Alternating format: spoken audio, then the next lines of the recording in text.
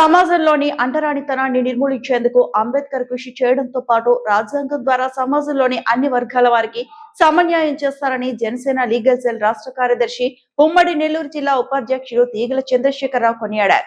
Doctor BR Ambedkar 135వ జయంతిని పురస్కరించుకొని మంగళవారం గూడూరు జనసేన పార్టీ కార్యాలయంలో అంబేద్కర్ చిత్రపటానికి పూలమాలలు వేసి ఘనంగా నివాళులర్పించారు.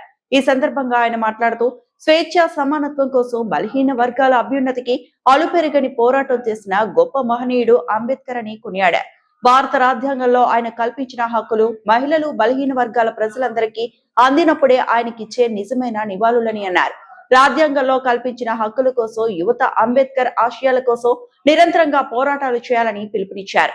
అనంతరం జనసేన పార్టీ గూడూరు నియోజకవర్గ పిఓసి కె మోహన్ మాట్లాడుతూ భారత రాజ్యాంగ నిర్మాత డాక్టర్ బాబాసాహెబ్ అంబేద్కర్ సంస్కరణలకు ఆద్యుడని కొనియాడారు. అంబేద్కర్ బడుగు బలహీన వర్గాల సంక్షేమం కోసం పోరాడిన యోధుడని పేర్కొన్నారు. ఆయనలోని నాయకత్వ లక్షణాలను యువత ఆదర్శంగా తీసుకోవాలన్నారు. ఈ కార్యక్రమంలో జనసేన పార్టీ నాయకులు సాయి కిరణ్, వంశీకృష్ణ, సాయి కృష్ణ, వసంత్, వీర మహిళ, తులసి, లీగల్ సెల్ సుమన్, ఐటీ విభాగం శశికుమార్ తదితరులు పాల్గొన్నారు.